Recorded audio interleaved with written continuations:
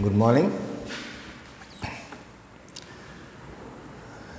जैसा कि हमने बात किया था कल की, व्याकरण से 2 पाठ हमने पढ़ लिया है, तो अब हम फिर से शुरू करेंगे जहाँ से हमने पहला शुरू किया था। 2 बैलों की कथा प्रेमचंद जी की रचना है, वहीं से हम फिर से शुरू करते हैं।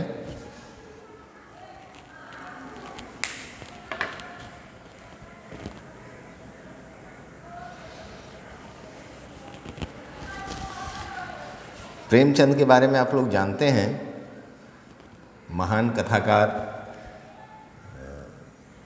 जो यथार्थ होता है यानी हमारे बीच जो चीज़ें घटती हैं, जो गांव देहात की बातें होती हैं, जो लोगों के जीवन में चीज़ें होती हैं, उनके बारे में लिखने वाले लेखक थे। उससे पहले और कुछ लोगों का आपकी किताब में दिया हुआ है, कुछ उक्तियाँ दी हुई है गद्य के बारे में, उनको एक बार देखते हैं।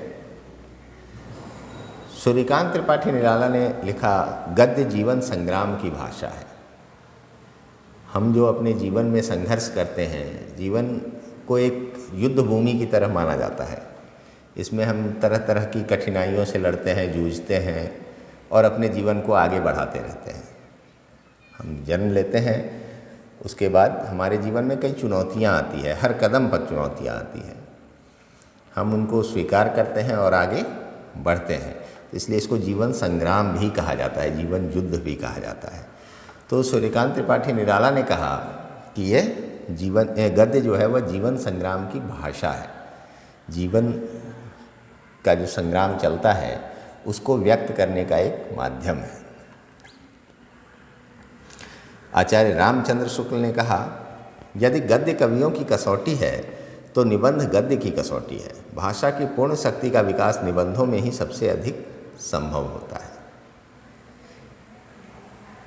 रामचंद्र शुक्ल सर्वश्रेष्ठ निबंधकार माने जाते हैं भारत में, हिंदी में, और इनके निबंध संग्रह बड़े ही ख्याति प्राप्त हुए हैं। बड़े उच्च कोटि की रचनाएं हैं इनकी निबंध में। तो इन्होंने कहा कि निबंध गद्य की कसौटी है। गद्य जो लिखा जाता है वो कैसा आप लिख पाते हैं, उसकी असली परीक्षा निबंध में ही होती है। भाषा की पूर्ण शक्ति का विकास निबंधों में ही सबसे अधिक संभव होता है। निबंध में इतना व्यापक क्षेत्र होता है, आप निबंध जब लिखते हैं तो उसमें किसी एक बात की बाध्यता नहीं है। आप किसी भी विषय को चुन सकते हैं और उस पर निबंध आप लिख सकते हैं, निबंध की शैली में उसको व्यक्त कर सकते हैं। तो इसमें आपकी भाषा का विकास होता है। आप अलग अलग मुद्दों पर लिखते हैं, अलग अलग बातों पर लिखते हैं, तो आपकी भाषा की जो क्षमता है वह बढ़ती है, उसका विकास होता है। प्रेमचंद जी ने लिखा, कहानी ऐसी रचना है जिसमें जीवन के किसी अंग या किसी एक मनोभाव को प्रदर्शित करना ही लेखक का उद्देश्य होता है। उसके चरित्र, उसकी शैली, उसकी कथा विन्यास सभी उसी एक भाव को पुष्ट करते हैं। कहानी जो लिखी जाती है उसमें कोई एक भाव होता है। आप कोई भी कहानी पढ़ेंगे तो उसमें एक तो आप शिक्षा उसमें देखते हैं कि क्या मिल रहा है, क्या संदेश है। तो आप जब कहानी को गौर से पढ़ेंगे तो पाएंगे कि कोई एक भाव है जिसको वह अभिव्यक्त करने के लिए कहानी लिखी गई, उसमें वो भाव हर जगह आपको दिखेगा। तो लेखक का उद्देश्य होता है कि उसको अलग अलग तरीके से प्रदर्शित किया जा सके और उसकी चरित्र यानी उस भाव का जो संपूर्ण सभी पक्ष होते हैं उस भाव के, उनको अपने कथा विन्यास से यानी कथा की बनावट से उसको पुष्ट किया जा सके, उसको अच्छे से अच्छे तरीके से अभिव्यक्त किया जा सके, ऐसा प्रेमचंद कहते हैं। एक विदेशी लेखक हैं रैल्फ फॉक्स, वो कहते हैं, अच्छा गद्य लिखने की कला चीज़ों को उनके सही नाम से पुकारने की कला है। किसी चीज़ को आप उसके सही नाम से, जो उसके लिए उचित नाम है, उस नाम से पुकारने की जो कला है वही आपको अच्छा गद्य लिखवाती है। अगर आप में वह कला है तो आप एक अच्छे गद्य लेखक हैं। तो जो जिस चीज़ को जिस नाम से पुकारे जाने की ज़रूरत है, जो सर्वाधिक उचित नाम उसका हो सकता है, उस नाम से पुकारने की कला ही गद्य लेखन की कला है। प्रेमचंद के बारे में हमने बात किया था। प्रेमचंद 1880 में इनका जन्म हुआ था बनारस में, और इनके लेखन के बारे में आप किसी से भी बात करेंगे, किसी भी पढ़े लिखे व्यक्ति से जब चर्चा करेंगे या किसी से पूछेंगे कि मैं कुछ किताबें पढ़ना चाहता हूँ, तो मुझे किसकी किताब पढ़नी चाहिए, मैं शुरुआत करना चाहता हूँ साहित्य में, तो सबसे पहला नाम जो लोग बोलेंगे वो प्रेमचंद ही होता है। अक्सर ज़्यादातर लोग प्रेमचंद का ही नाम आपको सुझाएंगे।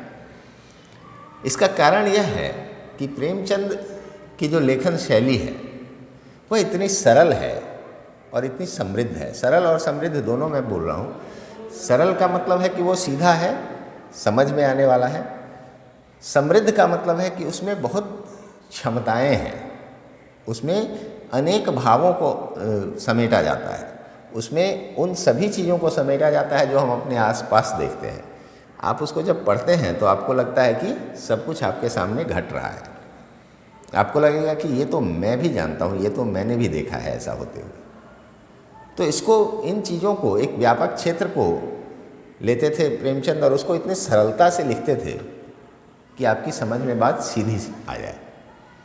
तो इसलिए कहा जाता है कि प्रेमचंद, अगर आप साहित्य पढ़ना शुरू कर रहे हैं तो आप प्रेमचंद पढ़ना शुरू कीजिए।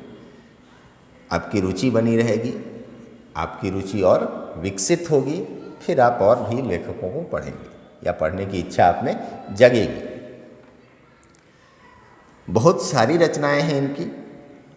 इनका जो मानसरोवर के नाम से है वही कहानी का संग्रह है। मानसरोवर कहानियों का संग्रह है जो 8 भागों में है, मोटी मोटी किताबें हैं वो। इसके अलावा भी अनेक कहानी संग्रह इनके आपको मिल जाएंगे। उपन्यास इन्होंने काफ़ी लिखे, जैसे कि सेवा सदन, प्रेमाश्रम, रंगभूमि, कायाकल्प, निर्मला, असंख्य है वो भी, एक बार में याद आना संभव नहीं है। कई पत्रिकाओं का संपादन किया इन्होंने। वो पत्रिकाएं भी उच्च कोटि की पत्रिकाएं थी। हंस, जागरण, माधुरी आदि जिसमें प्रमुख हैं। हंस बहुत ही बेहतरीन पत्रिका है, अभी भी चल रही है। अभी इससे पहले राजेंद्र यादव एक बड़े लेखक थे, वो उसके संपादक थे। आजकल वीना उनियाल जी उसको चला रही हैं।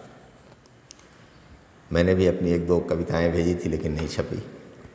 हंस में छपना एक प्रतिष्ठा की बात होती है।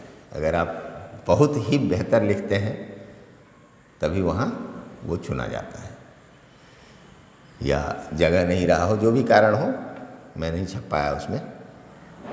वहाँ से मुझे मेल आया था कि अभी हम लोग नहीं छाप सकते हैं, फिर आप दोबारा प्रयास कीजिएगा, कारण जो भी रहा हो। लेकिन हंस में छपना एक प्रतिष्ठा की बात आज भी मानी जाती है।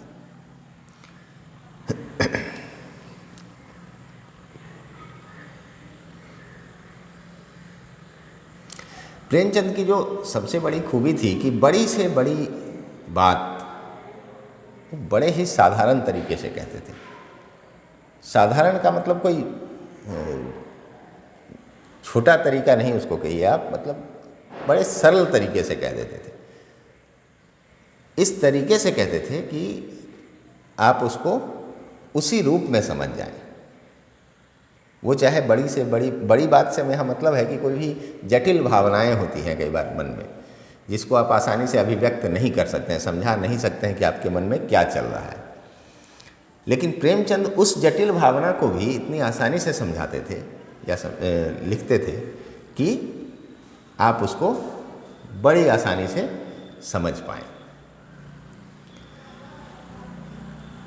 अब हम बात करते हैं इस कहानी की। एक बार हम लोग इसको पढ़ चुके हैं, लंबी कहानी है, तो मैं इसको एक बार संक्षेप में आपको समझाता हूँ। ये इनकी प्रसिद्ध कहानियों, इनकी सभी कहानियाँ उतनी ही प्रसिद्ध हैं, तो ये कहना ठीक नहीं है कि इनकी प्रसिद्ध कहानियों में से एक है या सबसे प्रसिद्ध कहानी है। सभी कहानियाँ उनकी प्रसिद्ध हैं। आपको जब भी मौका मिले आप पढ़िए ज़रूर प्रेमचंद की कहानियाँ। कफन, बड़े घर की बेटी, 2 बैलों की कथा आप पढ़ ही रहे हैं। पंच परमेश्वर भी आपने शायद पढ़ा है किसी क्लास में। तो कफन एक बार ज़रूर पढ़िएगा। कफन एक बहुत अच्छी कहानी है। पूस की रात, बहुत सारी है। तो कफन एक विशेष स्थान जरूर रखता है उनमें, तो आप उसको भी एक बार पढ़िएगा। ये जो कहानी है दो बैलों की कथा, इसकी जो इसका जो बेस है, इसका जो आधार है, इसको एक बार समझते हैं। ये उस समय लिखे, प्रेमचंद हुए ही उस समय जब अंग्रेज़ों का शासन था। तो उस समय जो भी लेखक लिखते थे वो उसमें कहीं ना कहीं अंग्रेज़ों द्वारा जो प्रताड़ना दी जाती थी भारतीयों को, वो भाव कहीं ना कहीं उसमें होता ही था। कोई भी लेखक, कोई भी कवि इससे अछूता नहीं था। उनके रचना में यह चीज़ दिखी जाती थी, स्पष्ट रूप से या अस्पष्ट रूप से, लेकिन दिखती जरूर थी उनकी रचनाओं में यह बात। क्योंकि सबके मन में इस बात का कष्ट तो होता ही था, सबके मन में एक तरह का विद्रोह होता था। अन्याय के विरुद्ध तो हर कोई लड़ना चाहता ही है। कुछ लोग अपनी क्षमता न होने के कारण पीछे हट जाते हैं, कुछ लोग अलग अलग माध्यम से विरोध करते हैं। तो उस समय के सारे लेखक, सभी जो भी कवि थे, उनकी रचनाओं में यह चीज़ दिखती है। तो इस कहानी के संदर्भ में अगर हम देखेंगे तो आज़ादी की लड़ाई या आज़ादी की जो भावना होती है उसको खूब प्रबलता से इसमें दिखाया गया है। इसमें हर जगह एक तरह से आज़ादी की ही बात की गई है, माध्यम इसमें बैल बने हैं। तो ये जो कहानी है, इसमें एक झूरी नाम का किसान है। तो झूरी के पास बैल थे। पहले के समय में लोग बैलों से ही हल वगैरह जोतते थे, गाड़ी चलाते थे। तो बैल ही, अभी तो ट्रैक्टर का ज़माना है, लेकिन उस समय बैल ही साधन थे। जिसके घर पर जितने बैल होते थे उतना समृद्ध माना जाता था, गाय और बैल। तो लोगों की समृद्धि बैलों से देखी जाती थी, गायों से देखी जाती थी। बैल है मतलब अगर 10 जोड़ा बैल है, मतलब इनके पास बहुत खेत है, इनको वो खेत जोतने के लिए इतने बैलों की ज़रूरत है। किसी के यहाँ एक ही जोड़ा बैल है, मतलब ये छोटा किसान है, इसका एक ही जोड़ा बैल से काम चल जाता है। इस तरह से लोग आंकते थे, उनके क्षमता को, उनकी औकात को देखते थे। तो और बैल कितने हृष्ट पुष्ट हैं, कितने सुंदर हैं, कितना खाया पिया लग रहे हैं। तो इन चीज़ों से लोग सामाजिक स्तर देखते थे लोगों का। तो इसमें झूरी नाम का एक किसान है जिसके पास 2 बैल हैं। उनका नाम हीरा और मोती है। लोग प्यार से अपने जानवरों का नाम भी रखते हैं, अभी भी रखते हैं। तो अब तो सिर्फ कुत्ते बिल्ली बच गए हैं पालतू जानवर के नाम पर, या तोता वगैरह। तो तोता का तो यूनिवर्सल नाम मिट्ठू है, कुत्तों का नाम अलग अलग रखा जाता है। तो उस समय लोग बैल गायों के भी नाम रखते थे। तो झूरी के जो 2 बैल थे उनका नाम था हीरा और मोती। अब यहाँ लेखक इन बैलों के माध्यम से ही इस कहानी को लेकर चलते हैं। इसमें उन्होंने, आप कह सकते हैं कि मानवीकरण अलंकार में इनका प्रयोग किया है। ये बैलों के माध्यम से अपनी बातें कह रहे हैं। तो इसमें कहानी ये है कि झूरी के 2 बैल थे, हीरा और मोती। दोनों में बड़ी मित्रता थी। दोनों बैल आपस में बहुत गहरे मित्र थे। दोनों एक साथ ही खाते थे, एक साथ ही बैठते थे, एक ही साथ पागुर करते थे, एक ही साथ खेत पर जाते थे। हल जोतते समय दोनों ध्यान रखते कि दूसरे को ज़्यादा बोझ तो नहीं पड़ रहा है। इस तरह की चीज़ें, जैसे 2 प्रगाढ़ मित्रों के बीच जो संबंध होता है, जैसी बातें होती हैं, वो इनके बीच था। तो झूरी किसान था और बैलों से उसको बेहद प्यार था। तो वो बड़े परिवार के सदस्य की तरह इनको रखता था, बड़े प्यार से रखता था, खिलाता पिलाता था, इनकी सेवा करता था, इनकी देखभाल करता था। बैल भी अपने मालिक से बहुत प्यार करते थे। चूँकि उनको इतना सुख मिलता था तो वो भी मालिक के प्रति बड़े वफादार थे, बड़ा प्यार करते थे उनसे। एक बार ऐसा हुआ कि ये जो झूरी था, उसका साला, मतलब उसकी पत्नी का भाई आया। पहले ऐसा होता था, अब ट्रैक्टरों में भी ऐसा होता है कि लोग किसी रिलेटिव का ट्रैक्टर ले आते हैं सीजन में, खेत वगैरह जोतने के लिए या थ्रेसिंग करने के लिए। तो तब बैलों का आदान प्रदान होता था। तो किसी की रिश्तेदारी में अगर बैल है तो जाकर उसको मांग के ले आते थे। तो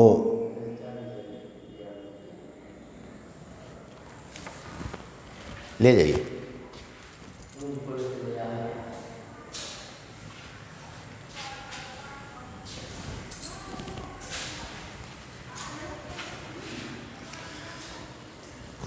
तो पहले के समय में लोग एक दूसरे से अपने रिश्तेदारों से कुछ दिनों के लिए ले आते थे मांग के बैल, या उनके पास है तब भी ज़्यादा की ज़रूरत है तो मांग लाते थे, किसी के पास नहीं है किसी कारण से खेत जोतना है तो मांग के कुछ दिनों के लिए ले आते थे। तो गया आया और दोनों बैलों को लेकर चला अपने घर कि कुछ दिनों का काम है फिर वापस दे जाएंगे। अब बैल जो थे उनकी समझ में यह बात आई नहीं कि ये कुछ दिनों के लिए ले जा रहा है। उन्होंने सोचा कि मालिक ने हमें बेच दिया। बड़ा गुस्सा आया उनको कि भाई हम इतने अच्छे से रहते थे, हमें बेच क्यों दिया, इतने सुख से यहाँ रहते थे, सारा काम करते थे, जो कहते हैं मालिक वो कर ही देते हैं, पूरे मन से करते हैं, फिर क्यों बेच दिया हमें। बड़ा उनके अंदर क्षोभ उत्पन्न हुआ। तो वो लोग परेशान करने लगे जाने में गया को, कभी आगे की तरफ हाँकता तो पीछे हो जाते, कभी भागने लगते इधर उधर, तो उसको पूरे रास्ते तंग किया। खैर किसी तरह वहाँ गया, वो लेकर इनको, वहाँ खाने पीने की अच्छी व्यवस्था थी नहीं, इन लोगों ने किसी तरह अपना दिन बिताया। रात को वहाँ से अपना रस्सी तोड़े और भाग गए, वापस आ गए अपने घर। तो यहाँ जब आए तो यहाँ जो झूरी की पत्नी थी बड़ी क्रोधित हुई कि भाई मेरे भाई के यहाँ से, उसके मायके का सवाल था तो थोड़ा ज़्यादा ही क्रोधित हुई। बोली कि ये भाग के आ गए, हमारा नाक कटवा दिया इसने। बड़ी क्रोधित हुई, बोली खाना वाना ठीक से मत दो इसको, भूसा दो खाने के लिए। ये सब बातें हुई। फिर से गया इनको आया और इस बार गाड़ी में लोद कर ले गया कि रास्ते में ये तंग ना करें। फिर भी इन्होंने अपना रास्ते पर कुछ ना कुछ किया बदमाशी। वहाँ पहुँचे, वहाँ इनको काम में लगाया गया, खाना वाना ठीक से नहीं दिया जाता और खूब काम करवाया जाता, तो दोनों गुस्सा में रहते थे, पिटाई भी होती थी। अब इसमें एक प्रसंग है जो बीच में मैं उसको बीच में आपको बताना चाहता हूँ कि जब वहाँ इनकी हालत बुरी थी और इनके पास कोई उपाय नहीं बन रहा था कि वहाँ से कैसे निकलें, तो गया के एक भाई की बेटी थी छोटी सी, वो भी उसी दुख से गुजर रही थी एक तरह से। कैसे गुजर रही थी कि उसकी माँ मर गई थी और उसके पिता भैरव ने दूसरी शादी कर ली थी, तो उसकी जो सौतेली माँ थी उसे खूब काम करवाती थी, खाने के लिए ठीक से देती नहीं थी और पिटाई भी करती थी। तो एक नौकरानी की तरह उसके साथ व्यवहार हो रहा था, वो कष्ट में थी। तो उसने जब बैलों के कष्ट को देखा तो उसको उनसे आत्मीयता हुई, अपनापन लगा। एक तरह के दो दुखी लोग होते हैं तो उनके बीच में बड़ा जल्दी अपनापन होता है, तो उसको अपनापन सा महसूस हुआ। वो रात में जब सब लोग खा पी कर सो जाते तो 2 रोटी लेकर के आई, दोनों को एक एक रोटी खिला दिया। ऐसा उसने कई दिनों तक किया। तो वहाँ पर लेखक ने कहा कि उस एक रोटी से उनकी भूख क्या मिटती, लेकिन उनके हृदय को मानव भोजन मिल गया। कहने का अर्थ था कि वो एक रोटी उतने बड़े बैल के लिए पर्याप्त नहीं थी, लेकिन उसके साथ जो सहानुभूति थी, उसके साथ जो प्रेम था, उससे उनके हृदय को भोजन मिला। उनका मन संतुष्ट हुआ, उनका मन शांत हुआ। जो जिस दुख में, जिस उद्वेग में वो जी रहे थे, उस पर एक तरह से मरहम लगाया गया। उस बच्ची के प्रेम ने, उस बच्ची के अपनापन ने उसको, उसके मन को शांति दी, संतुष्टि दी।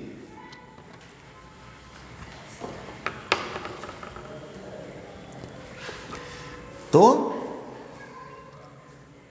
इसीलिए लेखक ने वहाँ पर कहा कि उस एक रोटी से उनकी भूख क्या मिटती, उनके हृदय को मानव भोजन मिल गया। खैर फिर आगे उन्होंने कोशिश जारी रखी। अब आप देखिएगा कि आज़ादी से कैसे ये जुड़ा हुआ है। पहली बार जब ये लोग भाग कर वहाँ गए तो फिर भाग आए। आज़ादी ही उनके मन में जो भावना थी वो आज़ादी की ही थी। उनको लगा कि मुझे बेच दिया गया है हम दोनों को, तो और वहाँ इनके साथ बुरा व्यवहार हो रहा था, प्रताड़ना इनको दी जा रही थी, तो ये भाग आए आज़ाद होकर। दोबारा जब गए तो इन्होंने लगातार कोशिश जारी रखी कि कैसे यहाँ से भागा जाए। उनके जो मन में, पशु होते हुए भी उनके मन में जो आज़ादी की इच्छा थी, आज़ादी की भावना थी, वह जारी थी। वो कोशिश करते जा रहे थे, वो हार नहीं मान रहे थे। तो उसी दौरान वो लड़की आकर उनको रोटी खिलाने लगी, छोटी बच्ची। तो ये दोनों सोच रहे थे कि कैसे यहाँ से भागा जाए। तो इन्होंने सोचा कि इस रस्सी को चबाया जाए बारी बारी से और हम लोग यहाँ से निकल चले। खैर किसी तरह उस लड़की ने जब इनके प्रयास को देखा तो उसने दोनों के जोड़ खोल दिए और बोला कि तुम लोग भाग जाओ। लेकिन ये दोनों बैल सोच रहे थे कि अगर हम भागते हैं तो इस बच्ची को बहुत पिटाई पड़ेगी, सब समझेंगे कि खोला किसने, तो इसी ने खोला होगा, तो इसको मार लगेगी। ये जाना नहीं चाह रहे थे। तो बच्ची ने वहाँ पर दिमाग लगाया, जैसे ही खोला कि वो चिल्लाने लगी कि दादा दादा देखो बैल भाग रहे हैं, बैल भाग रहे हैं, फूफा जी के बैल भाग रहे हैं। अब तो बैलों की मजबूरी थी, रस्सी उनकी खुल चुकी थी, तो भागना मजबूरी थी। और बच्ची ने भी अपनी जान बचा ली कि मैंने सही समय पर आप लोगों को सूचना दे दी, बैलों को देखा जाते हुए, खोलते हुए, रस्सी खोलकर भागते हुए देखा, तो वो भी बच गई। अब ये दोनों वहाँ से भागे। अब कैसे आज़ादी की राह में संघर्ष आते हैं, इसकी बातें आगे। अब जब दोनों वहाँ से भागे तो इधर से गया और गांव के कुछ लोग लाठी वगैरह लेकर ढूंढने लगे, इनको खदेड़ने लगे पकड़ने के लिए। तो ये दोनों बेतहाशा भागे, कुछ रास्ते वगैरह का अंदाज़ा मिला नहीं, अंधेरे में किसी और चले गए। जब भागने लगे, भागते भागते काफ़ी दूर निकल गए तो थोड़ा रुक कर सांस लिया, भूख भी लगाई थी, खाना तो ठीक से मिलता नहीं था। और अब वहाँ से जब आज़ाद हुए तो थोड़ा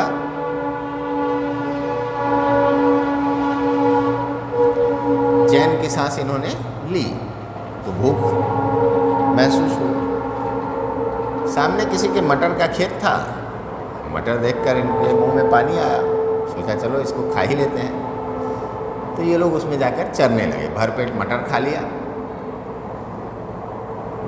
तभी इन्होंने देखा कि एक सांड आ रहा है, मजबूत सा सांड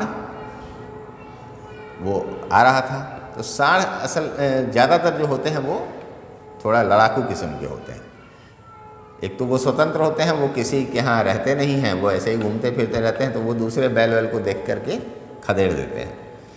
और बैल भी उनसे बचना चाहते हैं क्योंकि वो ज़्यादा ताकतवर होता है, उसको काम वाम कुछ करना होता नहीं है, वो सिर्फ खाता है और घूमता है। तो इन्होंने देखा सांड आ रहा है तो लगा कि अब तो ये हमसे लड़ेगा, मार ही देगा। तो दोनों ने वहाँ एकता दिखाया। अब भावना देखिए आप, सामने जो मुश्किल आई उससे लड़ने की भावना देखी कि दोनों ने एक होकर लड़ने का सोचा। दोनों ने प्लानिंग की, योजना बनाया कि तुम आगे से मारना तो मैं पीछे से उसको धकेलूँगा। इस तरह से दोनों ने अपने आप में एक समझौता सा किया कि हम लोग ऐसे ऐसे करके करेंगे। सांड है, उसको दोनों ने मिलकर हरा दिया, अंततः उसको गिरा ही दिया। एक ने कहा कि इसको मार ही डालते हैं, फिर दूसरे ने कहा कि नहीं नहीं, शत्रु जब गिर गया है तो उसको छोड़ देना चाहिए। नीति की बातें भी हो रही है कि हम अनैतिक काम नहीं करेंगे, शत्रु गिर गया है तो उसको छोड़ देंगे, ठीक है। तभी फिर जब इन्होंने विजय प्राप्त किया तो उसके जश्न में फिर सोचा कुछ और खा लेते हैं, तो ये लोग फिर से मटर खाने लगे। तभी खेत वाला आ गया, घेर लिया इनको। अब मटर में सिंचाई हुई थी तो पैर धंस रहा था तो भाग नहीं पाया। एक भागा भी, लेकिन दूसरा पकड़ा गया तो दूसरा भी घूम के आ गया कि अकेले उसको कैसे छोड़ दे। अब यहाँ मित्रता की भावना दिखती है, एकता की भावना दिखती है कि एक फंस गया तो उसको छोड़कर अपनी जान बचाने के चक्कर में नहीं था, वो उसको यह भी चिंता थी कि दूसरे को भी बचाना है, या फिर हम दोनों साथ ही रहेंगे, जो होगा भुगतेंगे। तो दोनों पकड़ लिए गए। अब यहाँ पर एक शब्द आता है कांजी हाउस। ये अपभ्रंश है, काजी हाउस कह सकते हैं, क्योंकि अंग्रेज़ों का समय था और काजी उस समय प्रमुख होते थे गाँव के ज़्यादातर। तो एक ऐसा जगह होता था जहाँ अगर कोई आवारा पशु किसी के खेत में नुकसान कर रहा है तो उसको लोग पकड़ के वहाँ पहुँचा देते थे। तो वहाँ उसको एक तरह से जेल में बंद कर दिया जाता था और उसमें व्यवस्था होती थी कि जिसका पशु है वो उसको जब छुड़ाने आएगा तो उससे दंड लिया जाएगा प्रतिदिन के हिसाब से। कुछ निर्धारित होता था कि 1 रुपया 50 पैसा, जो भी उस समय के हिसाब से था, उतना प्रतिदिन उससे जुर्माना लिया जाएगा। और जो पकड़ के पहुंचाता था उसको कुछ हिस्सा दिया जाता था, उसको कुछ दिया जाता था मुआवजे के तौर पर या इनाम के तौर पर। तो ये व्यवस्था पहले मैंने भी देखा है, गाँव में होती थी व्यवस्था, जिसमें बकरी वगैरह पकड़ के बच्चे पहुंचा आते थे किसी के खेत में से, तो कुछ पैसा वगैरह मिलता था तो उसका टॉफ़ी वॉफ़ी खरीद के खाते थे। तो यही व्यवस्था थी उस समय, तो उसमें इन लोगों को पहुंचा दिया गया काजी हाउस में। और वहाँ व्यवस्था थी कि अगर लेने नहीं आया कोई तो अंत में उनको नीलाम कर दिया जाता था।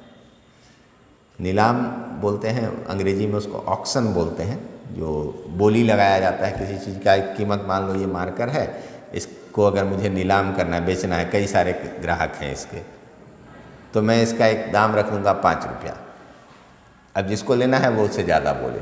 तो एक ने कहा, जैसे आप IPL वगैरह की नीलामी देखते हैं, आपको पता है, तो किसी ने कहा 6 रुपया, किसी ने कहा 7 रुपया, अंतिम बोली जहाँ तक की सबसे ज़्यादा लगेगी उसको दे दिया जाएगा। तो पशुओं के साथ यही किया जाता था। तो इन लोगों को काजी हाउस में बंद कर दिया गया। वहाँ इनकी बड़ी बुरी दशा थी, खाने पीने की कोई व्यवस्था थी नहीं, चारों तरफ से बंद था, पानी सिर्फ दे दिया जाता था। वहाँ पहले से भी 10-12 जानवर पड़े हुए थे जो बड़ी बुरी हालत में थे, दुबले पतले सूखे हुए से। उसमें गधे भी थे, घोड़ा भी था, बकरी भी थी, सब थे। ये दोनों वहाँ पहुँचे, वहाँ की बुरी हालत देखी, तो इन्होंने सोचा अब यहाँ से कैसे निकला जाए। खाने के नाम पर सिर्फ पानी मिलता था, और शाम के समय एक बार चौकीदार आकर के देख लेता था कि कोई सब जानवर हैं कि नहीं। कहने का मतलब वो इसलिए देखता था कि भूख से कोई मर तो नहीं गया, किसी बीमारी से कोई मर तो नहीं गया, भागने का तो कुछ था नहीं वहाँ से। तो वो सिर्फ यह देखने आता था, उनकी हाजिरी लेता था, मतलब प्रेजेंटेशन देखता था रोज़ की, सब हैं कि नहीं, गिनती। तो वो ये देखने आता था कि कोई मर तो नहीं गया जानवर भूख वगैरह से। तो उसी में ये लोग वहाँ रहे और सोचते रहे कि कैसे भागा जाए। तो देखा कि दीवार कच्ची है, इसको तोड़ा जा सकता है।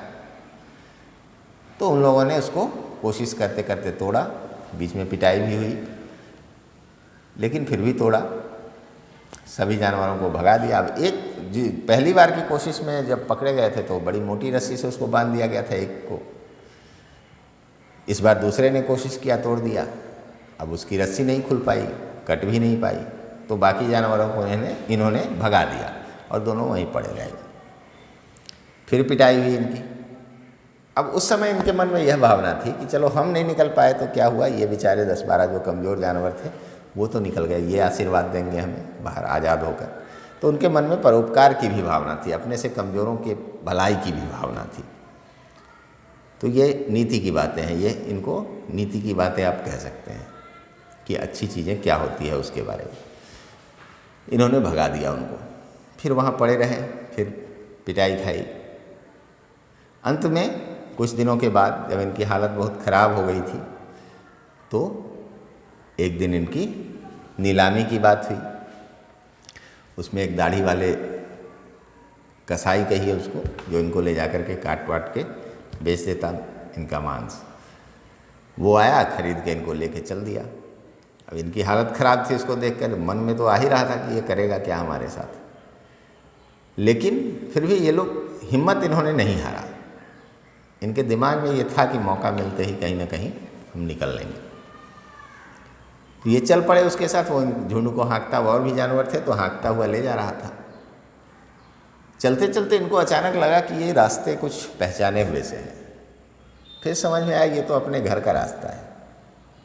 फिर धीरे धीरे इनको सब समझ में आने लगा, रास्ता याद आने लगा कि अरे ये तो अपना ही गांव आ रहा है।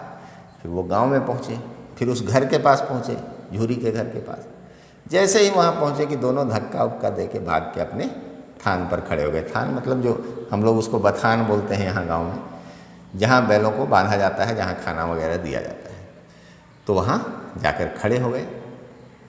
बाकी वो जो दाढ़ी वाला था जो इनको खरीद कर ले जा रहा था, उसने कोशिश किया इनको फिर पकड़ने का, तो उसको धमका उमका के इन्होंने भगाया। बच्चे बच्चे भी जमा हो गए, खदेड़ के उसको भगा दिया।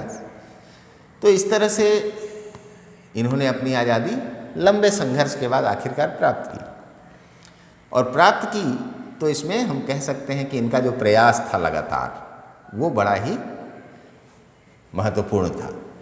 अगर ये हार मान लेते, अगर निराश हो जाते, कोशिश करना छोड़ देते, तो अंततः उस कसाई के हाथों मार दिए जाते। लेकिन इन्होंने कोशिश जारी रखी, इन्होंने अपनी हिम्मत बरकरार रखी, जैसे ही मौका मिला इन्होंने उसका इस्तेमाल किया। तो ये पशु होकर आज़ादी के लिए जितना सोच रहे थे, मनुष्यों को भी वैसे ही सोचना चाहिए। लेखक ने बीच में एक बात यह भी कही है कि पशु होते हुए भी उनके बीच में जो एक समझदारी थी, वो भाषा जानने के बाद भी मनुष्यों में नहीं होती। मनुष्य एक दूसरे की बात उतनी समझदारी से नहीं समझना चाहते हैं या नहीं समझ पाते हैं जितनी समझदारी से उन दोनों के बीच बातें होती थी। तो यह एक प्रकार का व्यंग्य है मनुष्यों के स्वभाव पर कि लोग अपने अपने स्वार्थ में डूबे रहते हैं। ऐसा नहीं कि नहीं समझ सकते हैं, अपने स्वार्थ के कारण नहीं समझते हैं। तो इस पर भी लेखक ने व्यंग्य किया है। उसमें शुरुआत में ही पाठ की एक बात कही लेखक ने गधे के बारे में, कि गधे की तुलना ऋषि मुनियों से की उसके स्वभाव के कारण। उसकी भी चर्चा मैं कर देता हूँ कि गधा जो है वह एक ऐसा जानवर है जिसके चेहरे पर कभी हर्ष विषाद कुछ नहीं आता। वह संतुष्ट ही रहता है हमेशा। उसको जो मिलता है खा लेता है, जो काम दिया जाता है कर देता है, वो कभी आगे पीछे नहीं करता। तो गधों के बारे में उन्होंने कहा कि उसको हम लोग मूर्ख के पर्यायवाची के रूप में प्रयोग करते हैं। यहाँ तो उसका जो स्वभाव है वो उच्च कोटि के ऋषि मुनियों वाला स्वभाव है। तो यह भी वहाँ लेखक ने कहा है। ऐसा ये इसकी चर्चा मैंने इसलिए की कि एक आध प्रश्न इससे जुड़ा हुआ भी है। तो आज हम लोग इसको यहीं रखते हैं। कहानी की बात हो गई, कल हम लोग इसके प्रश्नोत्तर के बारे में बात करेंगे। जल्दी ही आपका यूनिट टेस्ट भी शुरू होगा, तो आप उसके हिसाब से तैयारी कीजिए। शब्दार्थ याद करिएगा, प्रश्नोत्तर को बनाइएगा और समझिएगा, अपने शब्दों में लिखिएगा, ताकि आपसे अगर पूछा जाए, ज़रूरी नहीं है कि जो किताब में लिखा हुआ प्रश्न है वही आपसे पूछा जाता है। आपने जो पढ़ा उससे संबंधित चीज़ें आपसे पूछी जाएंगी। तो उसकी आप लोग तैयारी करिएगा। हम लोग फिर कल के क्लास में आगे की बात करेंगे। अभी के लिए धन्यवाद।